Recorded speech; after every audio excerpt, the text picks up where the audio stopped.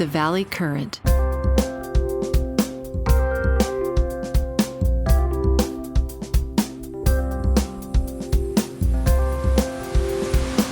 Hey, Joe. Hey, Jeff. How does it feel to be on a Friday afternoon? Yeah, no, it's a little different, for sure. It's a Friday afternoon. Most people don't even work anymore on Fridays. You know that? I got a lot of Friday afternoons left in front of me still, I'm afraid. It keeps you motivated. Yeah, right?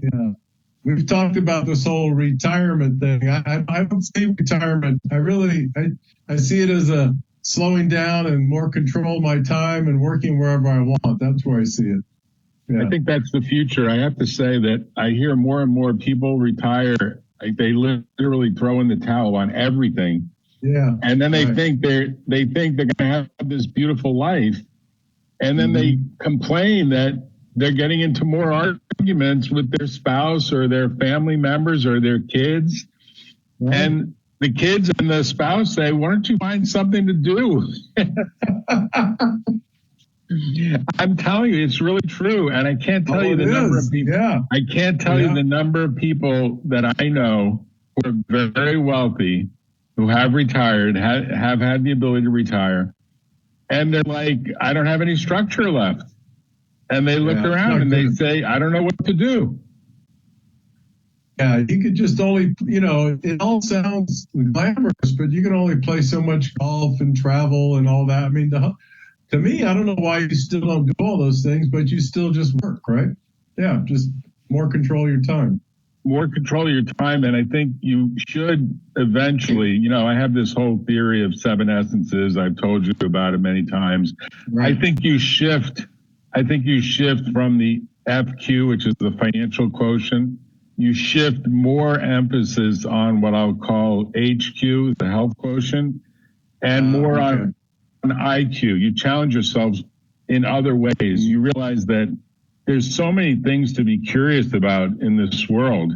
And the beauty of the 7 essence thing is you start to realize that a lot of your life in building up freedom by having a nice high FQ number, whatever that is, it might just be that you have a high FICO score and you can get a good second trust HELOC loan on whatever you have in real estate. If the rates are actually decent, which of course they still aren't. Right. And maybe someday they will. It's in the news that Trump is really upset with Powell and is going to try to get him to quit by saying in advance who he's appointing. The guy's got 11 months left in what's probably the hardest job in the world. Yeah. Maybe, because he does kind of run the clock. I think Powell is in a no-win right now because I'll just say maybe he should drop the rates a little bit, but if he does, then everybody's going to think he's kowtowed to Trump, right? So it's a weird game theory. I listened to the podcast. Right. It was a good interview, Joe. There's a good interview that everyone should listen to. This guy works for like $222,000 a year, a job that if he were on Wall Street, he'd be paid $222 million a year to basically be in charge of like JP Morgan or, any number of big investment firms. And he does it for public service. He does it for public service. So you got to give him a round of applause. He's an economist. He's a lawyer. He's, maybe not that charismatic, but he gets the job done. And he stood up to Trump. I mean, you got to give him a little bit of credit. Trump has goaded him and, pinged him and roasted him.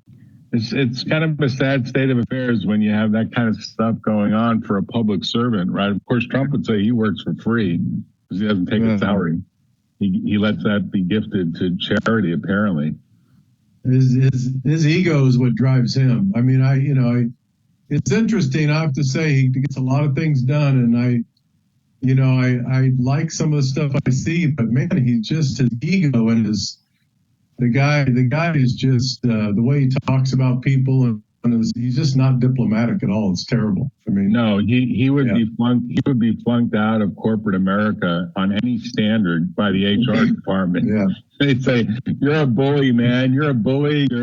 You're engaged in sexual harassment. You're dating inside the firm." Yeah. I can tell you stories. I can tell you stories of cases I've had where CEOs have done stuff, and now it's completely changed. But I wanted to get you on. And this is really kind of something your audience loves to know too, because I always thought, and I learn stuff every day, and especially from you. I always thought that the way a home equity line worked was you basically committed to the credit, and then you basically took the credit out and you could put it wherever you want. But it actually now has like a credit card aspect where you can basically charge like against the credit line that just debits and floats based on how you use a credit card. I didn't know that. I thought you got a check and you wrote checks and that's it. You were bound by what you wrote. There was no ease of use that's basically on an iPhone now, effectively. Yeah, excuse me a second. Yeah, so the way the HELOCs work now is you get a line. We're doing several of them now just because people don't want to touch the first. And prime right now is at 7.5, so that's about what you get. And so you get a line of credit for $500,000, and you get a credit card and a checkbook. So you could go use that credit card for whatever you want. And once you charge, then of course the calculations start on that 7.5% interest only, and you could pay it off or pay it down anytime you want with no penalties. And so it's pretty slick for different money, to use money in that way if you want to. I mean, if anyone's got some equity in their home and they're paying 22% credit card charges, they could accumulate all those charges and put them on essentially the equity line of credit at maybe 7.5%. And they cut all that interest by 2/3. I mean, that's the basic game. Plus, I think it's tax deductible up to some limit, right? Isn't it? It is. Yeah, if it's on your primary residence, it's tax deductible up to, they changed the loan amount, total loan amount, $750,000, used to be $1.1 million on your primary.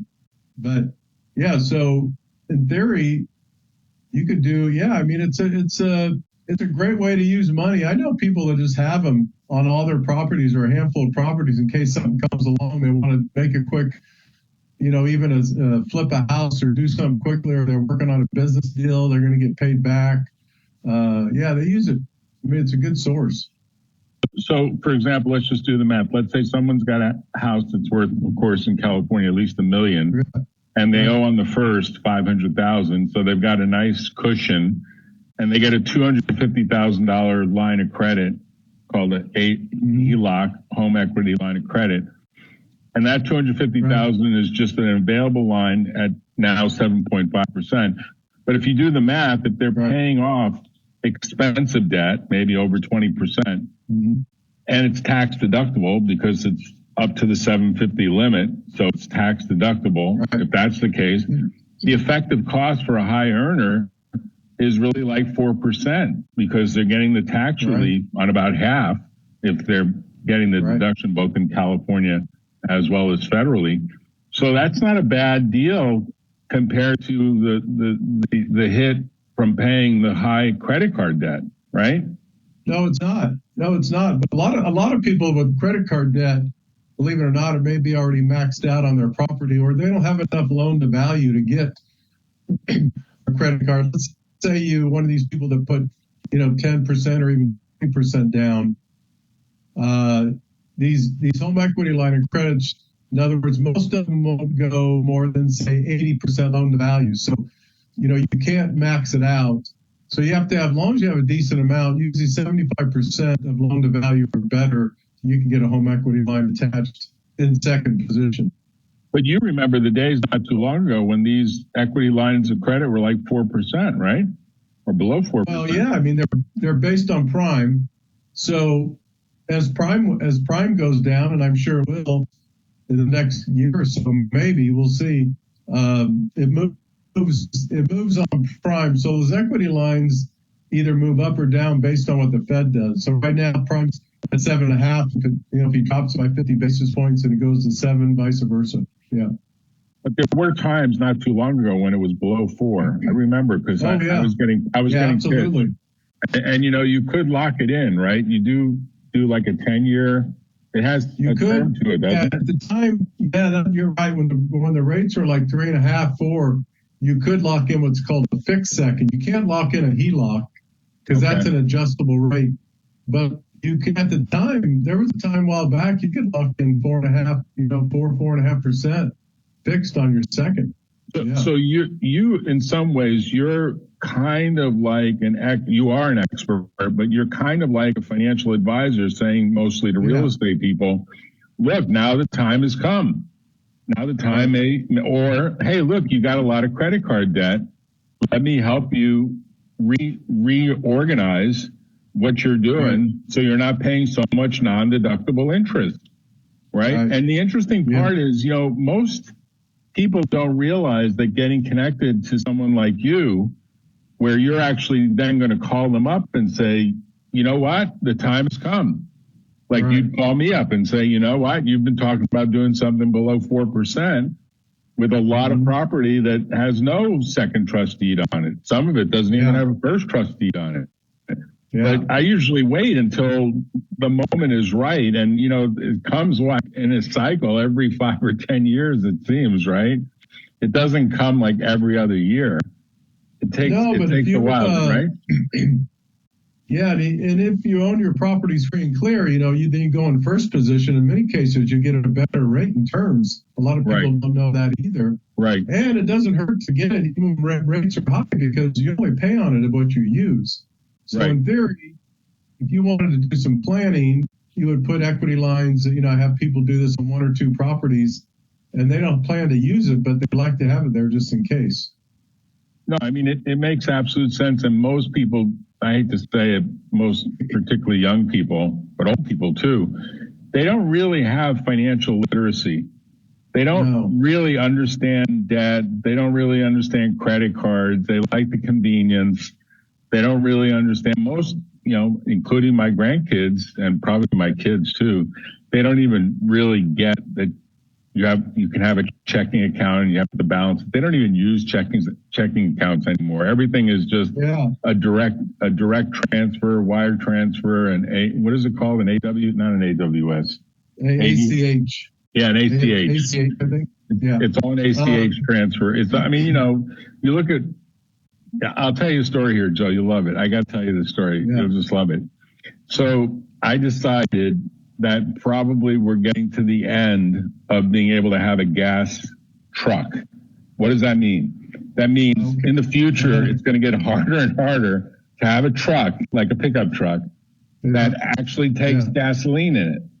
So, as you know, I pay close attention to early indicators of maybe a coming recession. And one of them is when people are bailing out of leases. And, the F-150 Ford truck is like the workhorse of America. You can't typically go too wrong by having one of those in America. Maybe Chevrolet's got a better, more expensive model. I don't know, but I can tell you in this part of the world, Ford dominates. F-150 is a truck to have. I see an ad on Swapalease.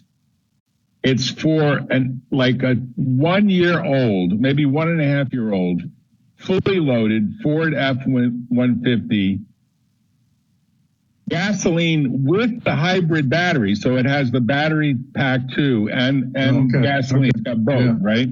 Because it's trying to be fuel economic. The guy is willing to pay $4,000 to me to take over the lease. Really? Are you with me? I am with you. Wow. The guy's like, I'm moving to Europe. I got to get rid of this truck. I don't want to keep it in my garage. In fact, my garage is going away. I'm selling my house. Just take this off my hands. Do you have the credit score? And by the way, Ford does not make this very easy to do. You have to fill out a bunch of paperwork. But the interesting part is once Ford approves you, you take over the lease, right? Everything is done on a Ford app to pay it by direct deposit payment. Right. And of course, they're going to check your FICO score because they're basically making a financial deal. But the guy is paying up front. Imagine this. Imagine I took that $4,000 and I deposited into like a Bitcoin account. Right. And I put it there for the remaining 24, whatever number of months, maybe 26 months is left on the lease. Right. And the Bitcoin triples in value. Yeah. Yeah. I mean, think about what that lease cost. It was basically a zero lease. You basically got paid to take over, and the truck has residual value because the price of these trucks keeps going up. Right. Because the cost of materials based on all the supply chain nonsense and tariffs. You know what the average cost for one of these fully loaded trucks is? $85,000. Yeah, $85,000, Joe. $85,000. I mean, it's shocking. I mean, if you go to a dealership, they try to, take you through the cleaners. It's the best way. I mean, I'm not making an ad here for swap lease. There are other places, too, that you can find leases. Right. But there are people that want out. And, of course, you have to accept, you have to have somebody, a trucking company, pick up the truck and deliver it. The guy actually just called me a few minutes ago. This guy who's picking up the truck, he says, hey, man, I got to turn this thing around fast. Can you meet me at the destination, which is going to be a parking lot with kind of a big parking lot.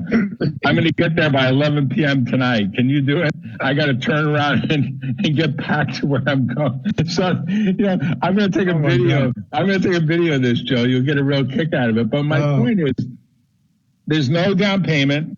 There's no deposit. There's no nothing. It's basically a bunch of paperwork. Wow. And then there's a wire transfer. It's already happened. The guy's already wired the $4,000. That's amazing. It's an amazing story, right? It's an example of when you have an economy where some people are getting laid off. And my prediction is we're going to see all those numbers grow over the next 6 months. Yeah. All those numbers of people like, I can't afford this truck anymore. I got to get out of this lease. I can't afford this second car, third car. There's some cars on there. If you actually go any of these sites, Swap Lease is just one of them. They've got some cars that people are paying $4,500 a month for a lease, Joe. It's like a sports car. Can you imagine that? In my business, yes.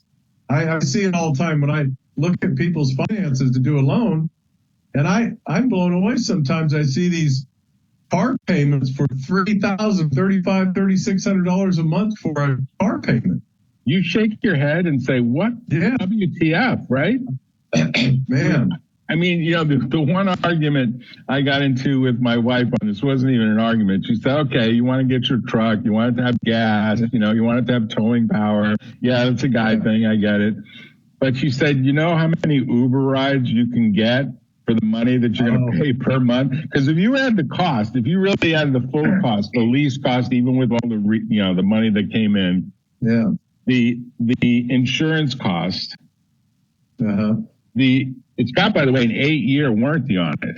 So the truck is complete warranty for 8 years. Ford actually does a pretty good job on, backing their truck. I mean, it's their brand. I mean, this F-150 is just their brand. I keep saying Tesla. Amazing. Elon, if you're listening, you should acquire Ford just to create a better electric F-150 than this monstrosity called a Cybertruck. But she said, you could probably have a chauffeur, not just an Uber, a chauffeur with his or her, and it could be a her, who basically drives you around for what you pay. I mean, even with all the discounting, but we all like the convenience of being able to get into our own vehicle, right? Everyone's got their sunglasses in a certain spot, right? I mean, everyone's got a personalization that goes on. Right. Oh, it's amazing. I mean, what do you do? Do you try to talk those people out of, get out of that lease? You're ruining your credit score? Or what do you say to them when they've got a $3,000 lease? Yeah, I'll tell you the other thing that comes up a lot, that one of the reasons I get a lot of referrals from financial advisors, because I have the same way of thinking. I'll give you an example. It happens all the time. Our client will say, I'm going to do a $300,000 remodel, this one rates are good, but even right now, the HELOC, and they'll automatically go, I got all this money in my IRAs and my investments account. And I'll just say, whoa, why would you do that when you can take a home equity line out and you have an appreciating asset over here? And why would you mess around with your stock investments? And it's amazing. Most people don't even think of it. They're just automatically going to take the money out of their invvestments. It's amazing. Financial literacy 101, yeah. Joe. They only realize it later that, I shouldn't have done that. I paid like an extra penalty tax because I'm doing it before I hit 59 and a half. And that remodel cost me 3 times as much when I'm done with paying the taxes. Right? I mean, it's a crazy. Yeah, no, I do a whole exercise with people. A lot of times, too, they wake them up to this appreciating asset. A lot of times they don't understand that either. So if you take $250,000 and you buy $1 million property or $500,000 property, you're actually buying that asset that's going to appreciate based on the value of the home, not the money that you invest. Right? And a lot of people are like, well, if I buy $250,000 of stock, I said, yeah, but you only get $250,000 of stock. Right? You hope it goes up. But a lot of people still this day and age, maybe the younger groups do, but a lot of people just don't get that. They don't get that. I see 3 types of people in the world. There's some that disbelieve in any investment and they keep their money in like a passbook savings account at like 0.1%. And they're like, the bank is not, in fact, they spread the money so that the FDIC limit is across like 10 different accounts, right? Because they want that double certainty. The other extreme, I see people that are like, I'm never buying a house. It's an expense thing. I'm okay paying rent. And I could do all these investments in crypto and the stock market and whatnot. And I can just rent. And if I get kicked out, I'll rent somewhere else. I'm just not going to have the hassle. And then I see a lot of people in the middle that are like, I got to have something that I can physically touch and physically go to. Because who knows whether these companies, I mean, look, Polaroid and Kodak were some of the hottest stocks in the 1950s, and they're out of business, right? I mean, most corporations don't really last forever. There are very few. You talking about Ford? You talking about Ford, Jack? Before I forget, I got to share this with you. You probably knew this. I did. I watched the business news first thing in the morning while I have my coffee. It's kind of my routine just to give up markets. And they said that, can you believe this? They said that the Ford stock today is the same price and same valuation it was in 1990. That's nuts, right? 50 billion. It pays a dividend. So it has people that like the dividend, but it's in this weird, like someone's going to study this business case where a family essentially can't get into the 21st century on figuring out how to turn Ford into Tesla, because look, Tesla is like 20 times more valuable and it makes like only 10% of the number of vehicles that Ford makes. And Ford's got a dealership network. They've got a great amount of goodwill among customers like me, for example. They don't do the paperwork. If I had to call up the CEO, Farley, I'd say, you don't do the lease transfer paperwork very well. It all gets bogged down in a lot of minutia. It's like, dealing with the bureaucracy. But fundamentally, they make a pretty good product. And at least the truck product is pretty good. Of course, years ago when I was... People love that F-150. You're right about that. I have friends that love those F-150s. Boy, they love them. Yeah. I mean, if you look at some of the crash data, in some crashes, it's the only vehicle that you would survive in. If you actually look at the crash data, there are actually simulations of big crashes. Volvos get creamed. Corvette Stingrays, forget it. It's a fiberglass body. You're just completely wiped out. Even Teslas get wiped out. Some of the crash studies, you look at a Ford 150, you survive. You survive in that truck. It's an interesting thing. But getting back to the HELOC thing, a lot of people I talk to are like, it's just a lot of paperwork. You have to do a lot of, steps and a lot of disclosures. I always thought it was more based on the value of the property, but maybe it is about the value of the person that has to pay the loan, right? It's like still, you really I can do tell have you, it's a lot. to do something. So it's a lot simpler than a regular financing loan. It is, but you still have to provide a certain amount of paperwork. But I can tell you the difference is the home equity line is based really on two things and two things only: the loan to value and your credit score. You know, other financing has a lot of factors to go into it, but that's what I tell people all the time. If your loan to value is 50% or better and your credit score is 7 or 80 or better, you're going to get the best rate. It's that simple on a HELOC. And some are actually, you don't see a lot of them, but we have a investor right now that they only go to 400,000. That's too bad. A lot of people want more. Believe it or not, I'm doing several $1 million home equity lines on a regular basis. It's interesting. Wow. But we have one investor that will do up to 400,000, absolutely no cost at all, and prime minus a quarter. No cost. Is this a private party that just likes investing in second trust deeds? Yeah, that's all they do. Is they just do mostly. It's a federal credit union. We have a partnership with them. I don't even know if they have branches, but it's called Third Federal Credit, and we have a partnership with them. And they'll do an absolute no-cost home equity line for prime minus quarter. That's a pretty good deal, right? Very, very good deal. I mean, I don't know why anybody would do it.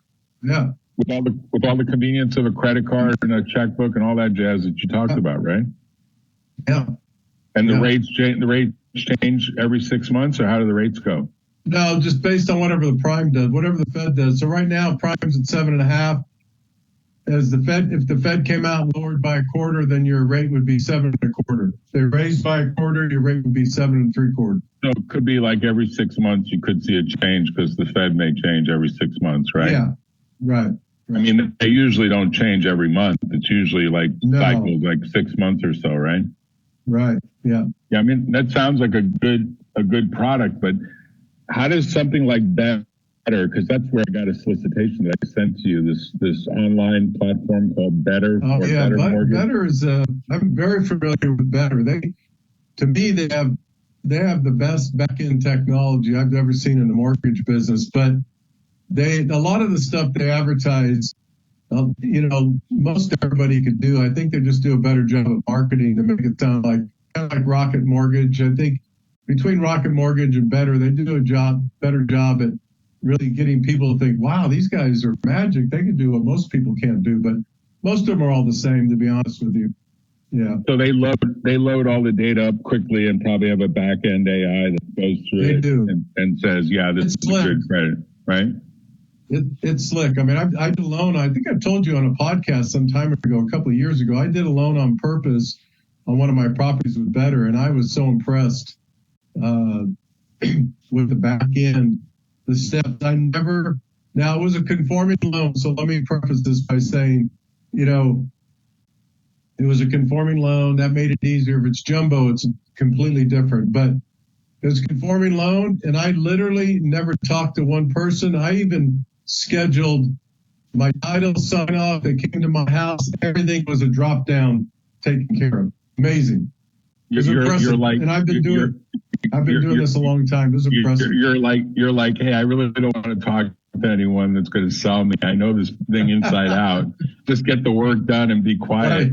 Right. It's like my wife, whenever she gets into an Uber, she just says to the driver, please turn off the music and let me have some quiet.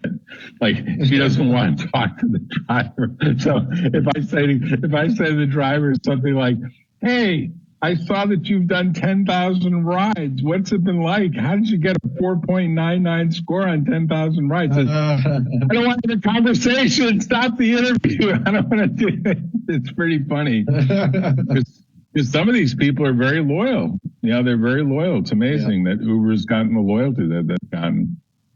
So you were able to get a better rate than you could have gotten for yourself from Better, because you're in the business. I would assume you could get yourself the best rates, right? Yeah, I could. I mean, I do have an advantage because I have what's called a P&L model, so I have a lot of margin that I could work with. I didn't before in previous companies, but So I could pretty much do anything depending on, what the situation is. I have more flexibility. Yeah. So you really got to experiment to see what this better stuff is all about. Yeah. And it passed your test, right? It was outstanding. Yeah. I mean, they did a great job. And I think that, honestly, when it comes to conforming loans, I'm going to say this, and I probably shouldn't say it because it's the business I'm in, but because I've grown my business on relationships and staying in touch with people and adding value. But I can tell you on a kind of a, very vanilla conforming loan. Let's say you're buying a place for $600,000 and you're borrowing, $300,000. And if you're a W-2 income earner, I'm telling you, it's really, it's so vanilla. You could really do that online and never talk to anybody. I can't, I'm saying this and probably put myself in jeopardy. No, but California, the numbers are even higher than that for conforming, aren't they? Yeah. What's the number? Yeah, in California, the numbers are actually up to a little over 806,000. Yeah. Okay. So that is like $1 million property, and you're putting 20% down. Maybe you get an $800,000 loan. Right. Yeah. So Joe, when you see interest rates probably dropping, like you would probably say to most of your clients, maybe you wait to see what Trump does here, because maybe he will pressure Powell to start dropping. And there are some indications that he is putting pressure on other governors of the Federal Reserve who have now publicly said they are in favor of dropping rates. And of course, I think Powell worries more about inflation than he does about anything else. And he does think, at some point you overheat the economy and it causes a lot of inflation. Of course, in my opinion, we're in for a lot of layoffs. This AI stuff. I was going to tag on to what you said earlier, Jack, and right now I would say I study this stuff every day. And I think right now the worry is not inflation, the economy, corporate earning, all that stuff, but layoffs I think the job market is going to be the one thing that's going to dictate the Fed by start dropping, I think. Right. Yeah. I mean, I think we're going to see a lot of middle class people that thought they had really secure jobs. And, they were pushing paper around and maybe it had some value. I don't know. You can criticize a lot of things that people do. It's easy to criticize. But a lot of this automation is going to take hold. And we're going to see a lot of people say, my job was displaced by an AI agent that frankly does it faster, 7 by 24, 365. And, that's a big difference in and of itself. That's like 1/3 more of the work here. And more than that. It's more than that because it's 7 by 24. And most people work maybe 6 hours a day and an 8-hour day, maybe. And it's 252 days a year, maybe. If you take out vacations and whatnot, maybe it's 220 days out of the year if you really do the math. So we're going into a new era for sure, if you ask me. I think also on a macro level, I think what's happening, and I know you would probably agree, but I think you have companies in the last, say, 6 to 8 months that have really been behind the scenes trying to figure out how AI is going to really form their business over the next 2 or 3 years. And it's going to take a while, but I would guess by the pressure from investors and the board members and everything else, you're going to see some massive layoffs with some companies, even if they're not getting the call right, because there's pressure now, right? Don't you think there's pressure? Real pressure. And the two big players that will probably hit Silicon Valley so hard will be a big announcement from Google that they'll tie right into this antitrust case where this judge is going to decide some remedies in August. So we're not that far away. And Google's going to say, you know what? We have to reorganize our business because we have antitrust pressure to do it. And then number two, we're going to see Microsoft that has a big campus in Silicon Valley, but also obviously up in Redmond in the Seattle area. Same thing, same drill, which is we can get a lot of stuff done with automation. And then we'll see other players start to fall into the same theme, which is You got to have automation, and the automation has got to be given priority because it works 10 times faster, if not 100 times faster, and it works 7 by 24 by 365, and you don't have any of the HR problems that a lot of employees introduce to companies. Yeah. And so it's inevitable. And I don't know how quickly those people will be able to get into a new role. Eventually, they probably will, but it may take some time for it to happen. It really might. Yeah. And so we'll see. Yeah, I think the job market, I think that's going to dictate the Fed's next couple of moves. I saw some stuff from Morgan Stanley a couple of days ago and someone else, and I don't know, I'm going to say this and it's not coming from me, but they're talking about possibly rates back to 2.5% to 3% in the next year and a half. Wow. I don't know.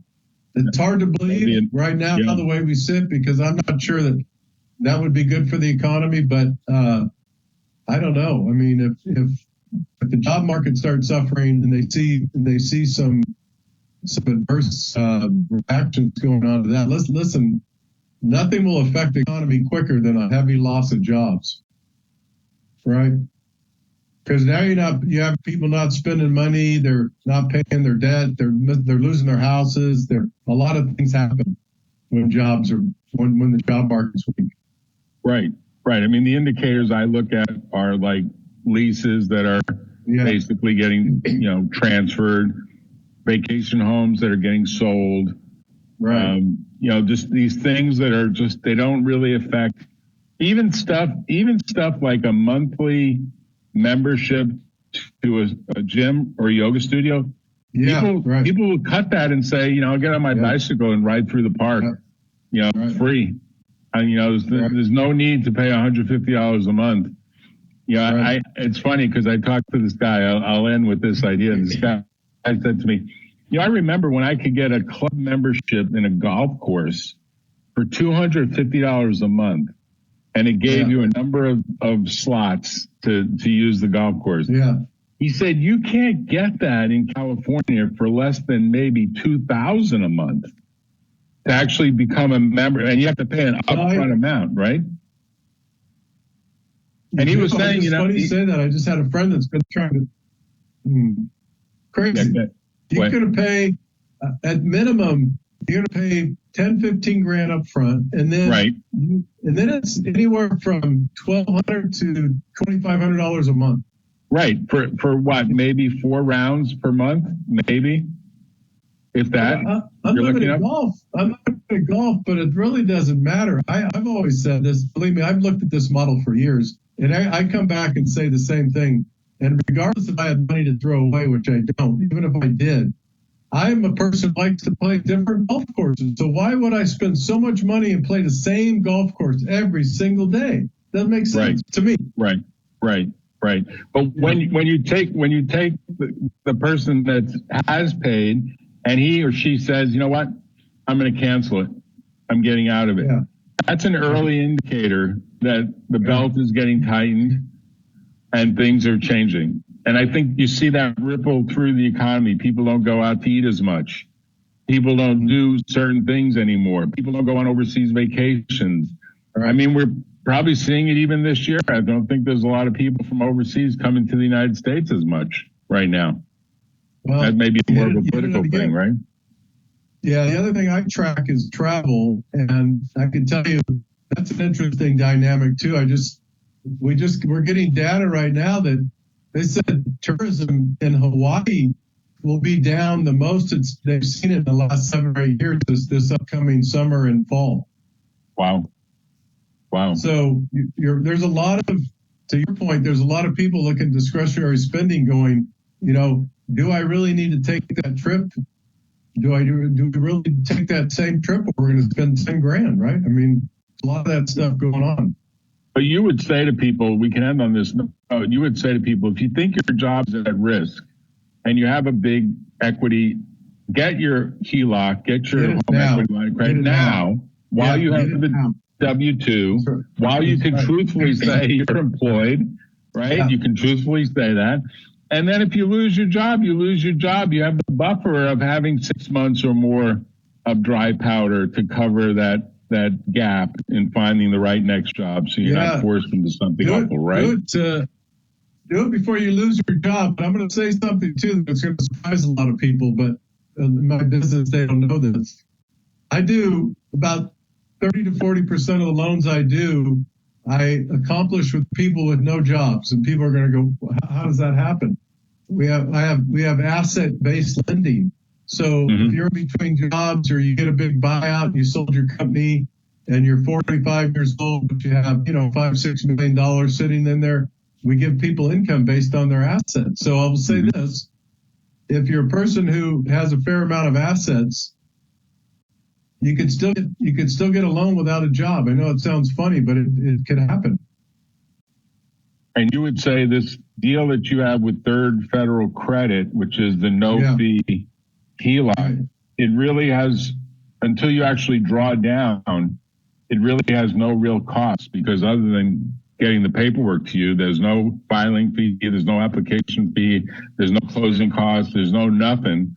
And then you basically have another asset, which is this line of credit that you can draw on, and you eventually will pay the interest back, but basically you can draw on it even to pay the interest that accumulates on a monthly basis, right? So you can continue to draw on it.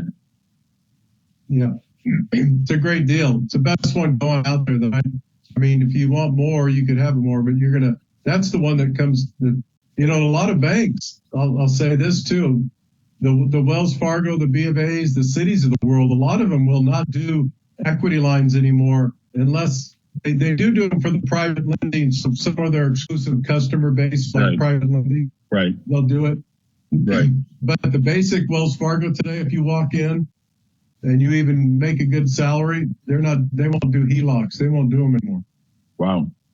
Well, Joe, how will people reach you? Because you introduced some good ideas here that, frankly, I think I didn't know about, and you've educated me on this entire topic. Yeah. So what would people do? How do they reach you best?